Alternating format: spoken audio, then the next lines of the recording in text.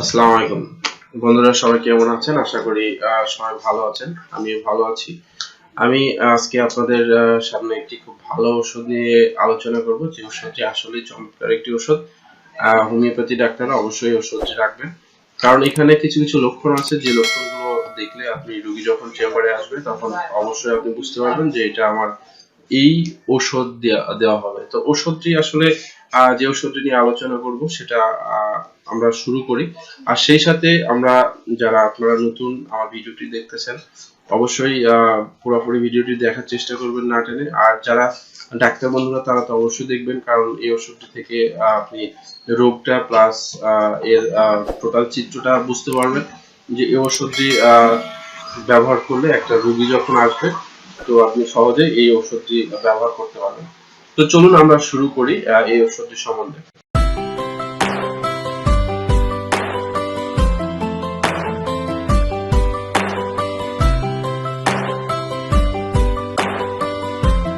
আমরা যে ওষুধটি নিয়ে আজকে আলোচনা করব সেটি হলো ক্যালিমিওর। ক্যালিমিওর ওষুধটি কোথা থেকে উৎপত্তি হয়েছে, কিভাবে আমরা বুঝবো যে এটা ক্যালিমিওরের ওষুধ, এবং এর পরিচয়ক লক্ষণগুলো, অর্থাৎ রোগী আসছে চেম্বারে আপনি কিভাবে বুঝবেন, এবং এর ক্রিয়া কেন্দ্রগুলো নিয়ে আপনাদের সামনে আজকে আলোচনা করব।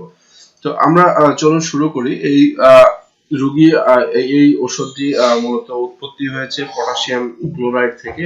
এই আপনার ক্যালিমিওর ওষুধটি আবিষ্কার করা হয়েছে। আর এর ক্রিয়া কেন্দ্রগুলো হলো আপনার গলা মধ্যে ইউটেরিয়ান টিউব, কানের মধ্যবর্তী অংশ, মিউকাস গ্ল্যান্ড সময়ের উপরে, মাথার পশ্চাৎভাগে মাংসপেশী সন্ধি সময়ের উপরে। এটা খুব ভালো কাজ করে। আর এর ওষুধটি সাধারণত ধাতুদোষ থাকে, অ্যান্টিসাইকো অ্যান্টিসিফিলিক ধাতুদোষের রোগী হয়ে থাকে। আর এটা হলো শীতকাতর ওষুধ। আর এর আমরা পরিচয়গুলো লক্ষণ করবো, অর্থাৎ আপনার কাছে একটা ক্যালিমিওরের রোগী আসছে, তাহলে আপনি কি করে বুঝবেন যে আসলে এটা ক্যালিমিওরের রোগী, বা এটা চেহারা বা সিমটম আপনি কিভাবে ধরবেন? ক্যালিমিওরের রোগী আসলে আপনি প্রথমে যেটা বলবেন যে বাবা আপনি তোমার জিহ্বাটা দেখাও। যদি সে দেখায় তাহলে দেখবেন জিহ্বাটায় পাশুটি টাইপের, অর্থাৎ পাশুটি বলতে অর্থাৎ আপনার কালো ছাই বা অ্যাশ কালারের যে ছাই, মানে অ্যাশ মানে ছাই, অর্থাৎ ছাই লেপ করা বা কোটিং টাইপের থাকবে জিহ্বায়, তখনই আপনি বুঝবেন যে এটা আমাদের ক্যালিমিওরের রোগী। কারণ আপনি এই প্রাথমিকভাবে ধারণা করে নেবেন না এটা আমাদের ক্যালিমিওরের রোগী। আর ক্যালিমিওরের রোগীর ক্ষেত্রে দেখবেন যে সমস্ত স্রাব নিঃসরণ সাদা দুধের মতো আটা টাইপের হয়ে থাকবে, অথবা আপনার যে শক্ত আপনার আপনার ফাইবাস যুক্ত স্রাব এবং শক্তময় সঞ্চয় এবং রস সঞ্চয় এবং গ্ল্যান্ডগুলো ফোলা, এটা কিন্তু আমাদের একটা পরিচয়ক লক্ষণ থাকবে আমাদের ক্যালিমিওর রোগীর ক্ষেত্রে।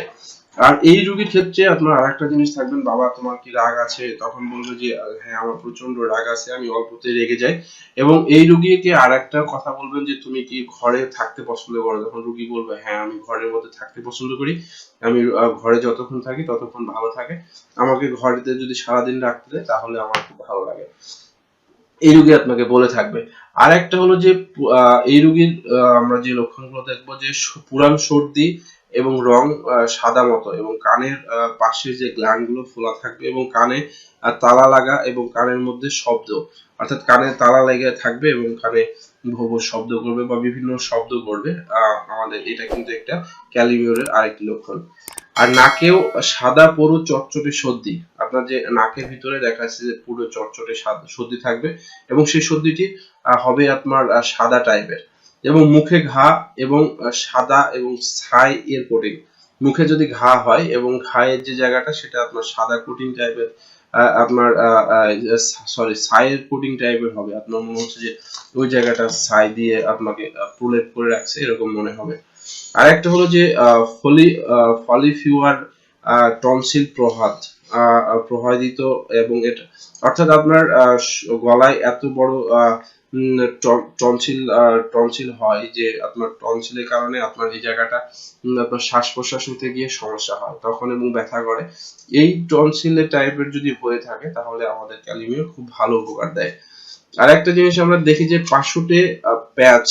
পাশুটে প্যাচ অথবা দাগ, মানে টনসিল, আপনার জায়গাটা টনসিল হবে, টনসিল হয়ে জায়গাটা পাশুটে টাইপের, আমি আগে বলেছি যে কালো আপনার ছায়ের পুটিং টাইপের হয়ে থাকবে, এবং গলার মধ্যে আপনার ফেরিস যেটা, অর্থাৎ এই আমরা যে জায়গাটা দেখি যে আমাদের গলার মধ্যে যে ফ্যারিংস যে জায়গাটা হয়, অর্থাৎ ফ্যারিংস স্থানে যে নামক ভাইরাসটা হয় বা ব্যাকটেরিয়া আক্রমণ করে, যদি এই ফ্যারিংস ব্যাকটেরিয়াটি আক্রমণ করে তাহলে আপনার গলার মধ্যে যদি ফুলে যায় এবং কাঁচা ভাব এবং পুঁজ উৎপত্তি হয়।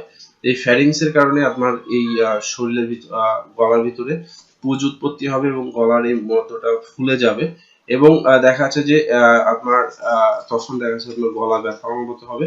তখন আমরা এই ওষুধটি, ক্যালিমিওর ওষুধটি স্মরণ করব।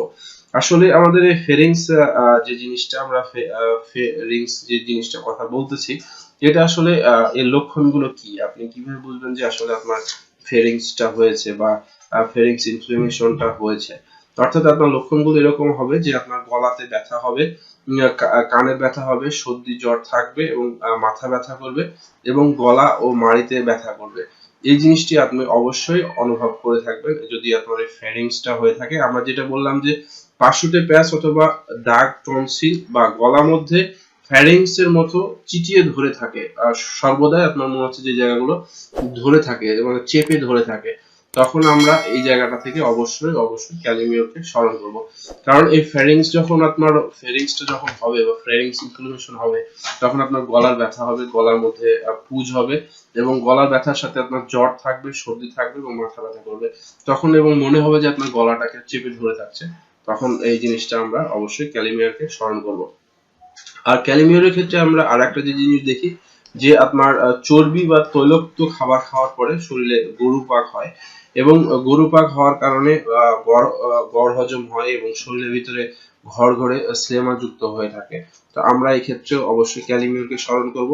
আর পেটের ভিতরে টাটানি, ফোলা ব্যথা এবং পেটে বায়ু সঞ্চয় হয় প্রচুর পরিমাণে, এবং আপনার যদি পেটে বায়ু সঞ্চয় হয় সেই সাথে আপনার সূতকৃমি হয় প্রচুর পরিমাণে এবং মলদ্বারের ওখানে চুলকায়, অনেক পরিমাণে চুলকায় থাকে এবং চুলকালে দেখা যাচ্ছে যে আপনার ওই জায়গাটা হেজে যায় এবং আপনার এই চুলকানোর পরে দেখা যাচ্ছে যে মলটা আসে সেটা সাদাটে টাইপের থাকবে। সেক্ষেত্রে অবশ্যই আমরা ক্যালিমিওরের স্মরণ রাখবো।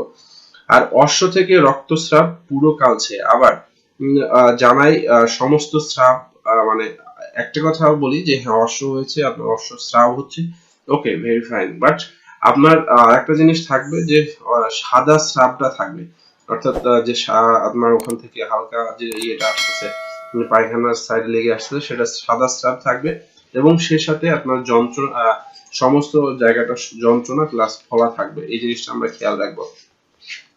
আর চর্মরোগে যেখানে বিশেষ করে চর্মরোগের ক্ষেত্রে দেখি যে যেখানে আপনার চর্মরোগটা হয় সেখানে সাদা চটচটে হয়ে থাকে এবং সাপোজ আপনার খুশকি হয়েছে, খুশকিটা মনে হচ্ছে সাদা চটচটে, বা যেই জায়গায় হচ্ছে সাপোজ এখানে হয়েছে এই জায়গাটা সাদা চটচটে টাইপের হয়ে থাকবে।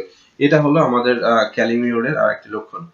তো এই হলো আমার ক্যালিমিওরের নিয়ে আলোচনা করা, এবং আপনাদের যদি আরো প্রশ্ন থাকে আমাকে অবশ্যই কমেন্ট বক্সে লিখবেন, কারণ এটা নিয়ে আলোচনা করলে আরো বড় হয়ে যাবে। আমরা সংক্ষেপে এটা শেষ করলাম। আর এটা বৃদ্ধি হয় মুক্ত হাওয়া এবং মুক্ত হাওয়া, ঠান্ডা পানি এবং ঝাপটায় বিছানার উত্তাপ, এটা বৃদ্ধি হয়। উপশম হয় যদি স্থিরভাবে থাকেন এবং আপনার ঘরের মধ্যে আবদ্ধ থাকেন, তাহলে এটা আপনাকে অনেক আরামদায়ক দিবে। এবং সেই সাথে আপনাদেরকে বলি, আপনাদের যদি আলোচনাটা ভালো লাগে এবং উপকারে আসে, আমাকে অবশ্যই একটি সাবস্ক্রাইব এবং লাইক এবং শেয়ার করবেন। আর সেই সাথে আপনাদের যদি প্রাথমিকভাবে হয়ে থাকে তাহলে আপনি 6 শক্তি বা 30 বা 200 ব্যবহার করবেন। সকাল দুপুর রাত্রে 2 ফোঁটা করে খাবেন। আর যদি আপনার পুরাতন হয়ে থাকে, অনেক হয়ে থাকে, তাহলে আপনি অবশ্যই আপনার 200 1M বা 10M খাবেন, তাহলে ঠিক হয়ে যাবে। আর সেই সাথে আবারও বলি যে আপনাদের যদি কোনো প্রশ্ন থাকে আমাকে অবশ্যই কমেন্ট বক্সে লিখবেন, তাহলে আপনাকে প্রশ্নের অ্যান্সার দিয়ে দেবো। তো সবাই ভালো থাকবেন। আসসালামু আলাইকুম।